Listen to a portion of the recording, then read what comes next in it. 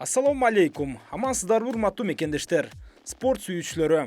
Ала Тоо спорт каналында уландуу түрдө кыргыз спортундагы акыркы жаңылыктар менен тааныштырабыз.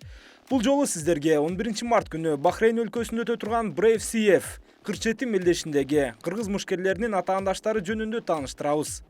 Анда мелдештин башкы беттешинде Кубанычбек Абдисалам уулу UFC уюмунун экс-мушкери филиппиндик Роландо Дай менен октагонго чыгат. Алдыда бул боюнча кененирээк. А сиздер ага чейин каналга жазылып, видеого лайк басып туруңуздар. Акырында Азиядагы алдыңкы уюм катары өсүп келе жаткан Brave Combat Federation уюмунун кезектеги мелдеши 11 март күнү Бахрейндин Борбор калаасы Манама шаарындагы улуттук спорттук комплексинде орун алат. Ал турнир Asian Domination деген ат менен өтүп, анда кыргыз мушкери жеңил салмактагы Кубанычбек Абдисалам уулу Бахрейндик уюмдагы 4-чү беттешин өткөрөт.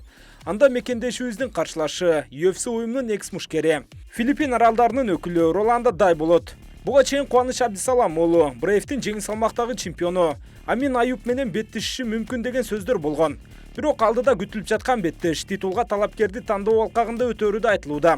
Демек, эгерде Омок Кайман аттуу мушкерибиз жеңиш майрамдай турган болсо, анда кийинки жолу титул үчүн октагонго чыгат.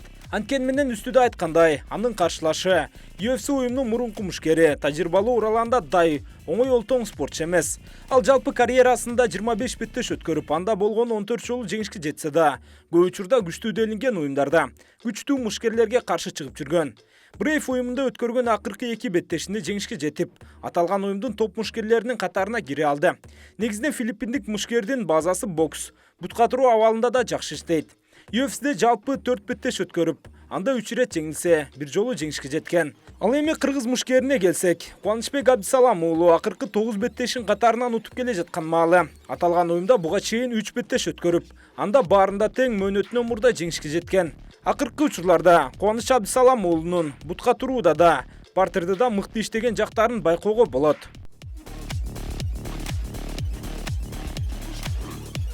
Мындан сырткары 11 мартта аталган мелдеште дагы 2 кыргыз мушкери октагонго чыгат.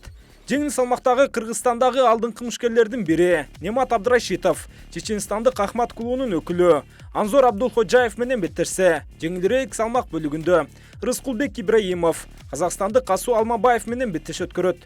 Мында да мушкерлерибиздин атаандаштары кыйла олуттуу спортчулар. Немат Абдрашитовдун каршылашы Абдулходжаев жалпы ММА'де 12 беттеш өткөрүп, анда 11 жолу жеңишке жеткен.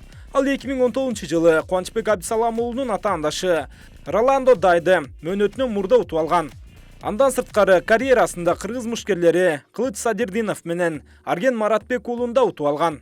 Ал эми Рыскулбек Ибраимовдун каршылашы Асу Алмабаев жөнүндө мекендештерибиз жакшы эле тааныш. Ал 8 беттешин катарынан утуп келе жаткан чагы. Ал аралыкта Эмбир глобал уюмунун убактылуу чемпиону курун утуп алса, андан сырткары өздөрүнүн өлкөсүндөгү Найза Fighting Championship уюмунун чемпиону болууга жетишти. Грэпплинг чебери. Антида Немат Абдрашитовдагы, Рыскулбек Ибраимовдагы мыкты чеберлер. Демек 100% жеңишке жетүүгө мүмкүнчүлүгү бар. Андыктан колдоо көрсөтүп турсак болгону.